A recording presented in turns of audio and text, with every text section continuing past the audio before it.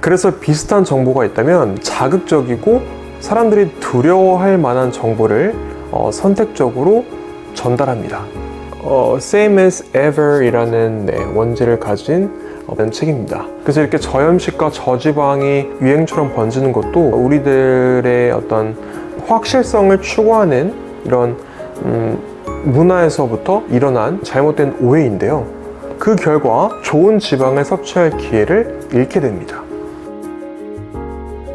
네, 안녕하세요. 오펠입니다. 의사와 의사들 사이에서 왜 정보가 일치하지 않는지, 저희가 어떻게 정보를 잘못 왜곡해서 해석할 수가 있는지, 왜 우리는 그렇게 될 수밖에 없는지에 대해서 한번 알아볼 텐데요.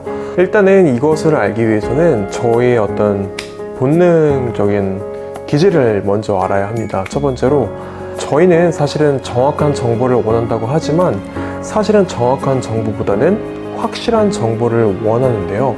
그래서 확실한 정보를 원하면서 생기는 어떤 서로 간의 오해들, 그리고 확실성을 추구하는 과정에서 정보를 받아들일 때 어떻게 왜곡되는지에 관해서 오늘 한번 알아보도록 하겠습니다.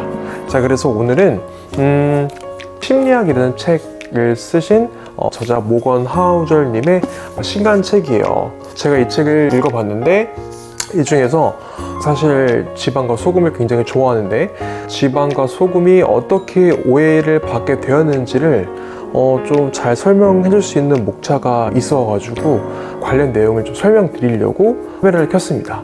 그래서 저희는 정부가 공식적으로 발표하는 정보를 무조건적으로 신뢰하는 경향이 있어요. 또 거짓말을 하지 않을 거라는 생각에서인데요. TV에 나오는 뉴스도 마찬가지입니다. TV 매체가 공식적인 뉴스인데 어떻게 거짓말을 하겠어 생각을 하는 거죠. 그리고 또 전문직인 의사가 하는 말은 말할 것도 없습니다. 의사가 하는 말은 무조건 100% 정답이라고 생각하는 것이죠. 근데 잘 생각해보면 의사들 간의 어떤 의견 일치가 이루어지지 않는 점, 의사와 의사 사이에 의견이 다를 때는 어떻게 판단을 내리시나요? 우리가 무언가를 믿는 이유는 정말 단순합니다. 그래서 언론사와 의사들 모두 정확한 정보를 전달하는 것이 주 목적은 아닌데요. 그 정보를 통해서 사람들을 끌어들여서 자신들의 서비스를 소비하게끔 만드는 것이 목적입니다. 그래서 비슷한 정보가 있다면 자극적이고 사람들이 두려워할 만한 정보를 선택적으로 전달합니다. 왜냐하면 사람들은 부정적인 것에 더 잘 반응하기 때문입니다. 그래서 이들은 대중들의 불안감을 이용해서 돈을 버는데요. 그러면 저희는 왜 이렇게 정보를 무비판적으로 받아들이고 또 왜곡해가지고 해석하게 되는 걸까요? 저희는 저희가 정확한 정보를 얻기를 원한다고 생각을 합니다. 그럼 제가 예를 한번 들어볼게요. 만약에 비행기 사고가 났다고 가정을 한번 해보겠습니다. 이때 비행기의 사고가 날 확률보다는 비행기의 사고가 났는지 안 났는지의 어떤 사실 자체를 궁금해하는 경향이 있어요. 그래서 실제로 비행기의 사고가 자동차의 교통사고보다 날 확률이 현저하게 적음에도 비행기 사고를 더 두려워하고 관심 있게 지켜보곤 합니다. 그리고 자동차를 타면서 긴장하는 사람은 찾아볼 수가 없죠. 그래서 실제로 비행기의 사고가 일어날 확률은 1000만 분의 1이라고 하는데요. 약 1000만 편의 비행기 중 한 편이 사고가 난다고 합니다. 그 확률은 0.0001%이고요. 거의 0%에 가까워서 비행기 사고가 일어나지 않는다고 봐도 무방합니다. 그런데 생각을 바꿔서 다른 관점에서 바라보면, 예를 들어서 그 표본을 어떤 한 편 비행기를 가지고 생각하는 것이 아니라 전 세계에 있는 비행기로 넓혀서 생각을 해볼게요. 그러면 비행기와 관련된 사고 확률은 0.01%로 확 높아지는데요. 왜냐면 하루에 약 10만 대의 비행기가 이륙을 하기 때문입니다. 그래서 연간 약 3.65, 그러니까 비행기 4대 정도에서 크고 작은 사고가 일어난다고 생각하시면 되겠습니다. 주변 동네에서 일어났던 사건, 사고들만 들을 수 있었던 과거에 비해서 현재는 그 범위가 전 세계로 확장되면서 정말 거의 일어나지 않을 법한 일들도 자주 접하게 되는데요. 표본의 숫자가 무한정 늘어났기 때문입니다. 그래서 아무리 일어날 확률이 낮은 일일지라도 그 확률이 약 100%에 가까워지게 되는데요.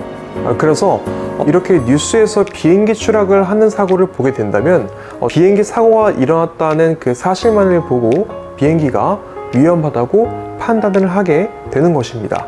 또한 뉴스는 더욱이 굉장히 안 좋은 소식들 그리고 굉장히 자극적인 소식들만 전하기 때문에 이런 사건 사고들이 뉴스에 더 자주 보이게 되는데요. 그래서 저희는 그런 사건 사고들이 자주 일어난다고 생각하게 되면서 이 사건이 위험하다고 인식을 하게 되는 것입니다. 우리가 정보를 왜곡할 수밖에 없는 두 번째 이유는요, 저희는 본능적으로 생각하는 것을 싫어합니다. 저희가 한때 저염식과 저지방이 굉장히 건강하다고 해서 지금 현재도 저지방과 저염식의 어떤 식품들이 굉장히 많이 팔리고 있는 것을 볼 수가 있어요.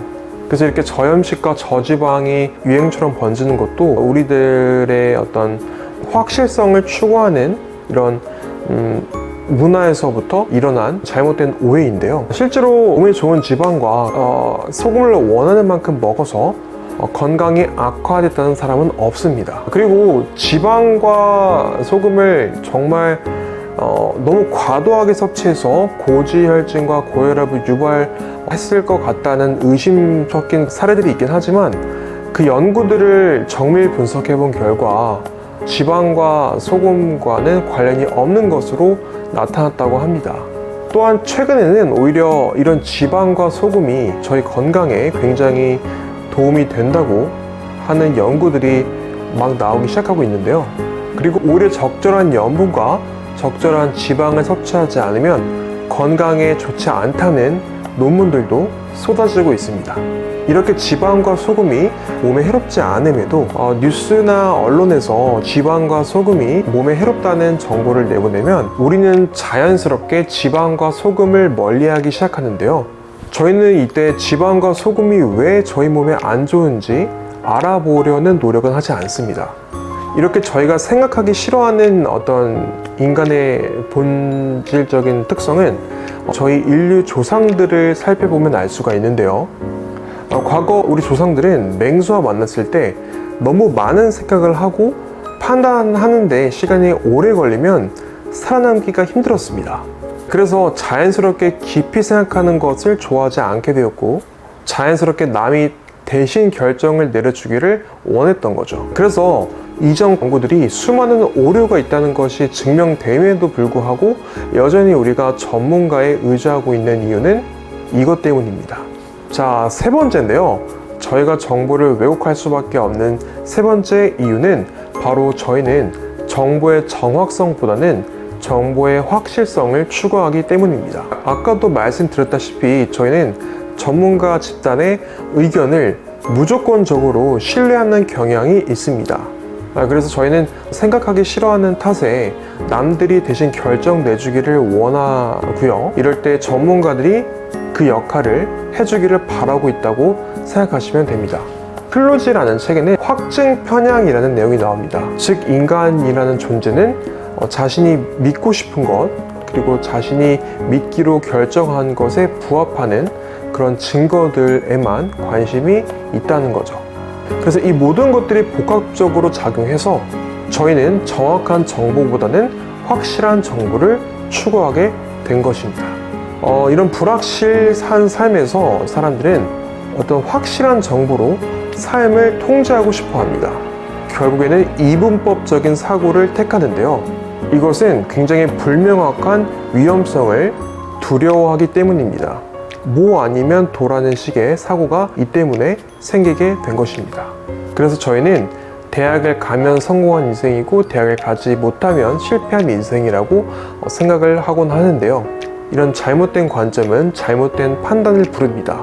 이런 상황이 계속될수록 삶은 점점 잘못된 방향으로 흐르는데요.